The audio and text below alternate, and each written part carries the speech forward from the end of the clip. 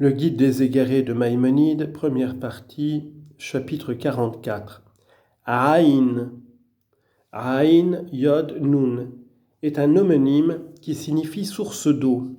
Par exemple, près de la source d'eau dans le désert. Genèse, chapitre 16, verset 7. En même temps qu'il est le nom de l'œil, instrument de la vue. Par exemple, œil pour œil. Exode, chapitre 21, verset 24. Il signifie aussi soin ou attention, comme on a dit en parlant de Jérémie, « Prends-le et fixe tes yeux sur lui ». Jérémie, chapitre 39, verset 12.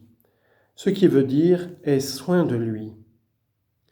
Et c'est conformément à cette métaphore qu'il faut l'entendre partout où il s'applique à Dieu. Par exemple, « Mes yeux et mon cœur y seront toujours ». Premier livre des Rois, chapitre 9, verset 3, c'est-à-dire « Ma providence est mon but », comme nous l'avons dit précédemment, sur lesquels les yeux de l'Éternel ton Dieu sont fixés continuellement. Deutéronome, chapitre 11, verset 12, c'est-à-dire sur lequel veille sa providence. Les yeux de l'Éternel parcourent, Zacharie, chapitre 4, verset 10, c'est-à-dire sa providence embrasse aussi tout ce qui est sur la terre, comme on le dira dans d'autres chapitres qui traiteront de la providence.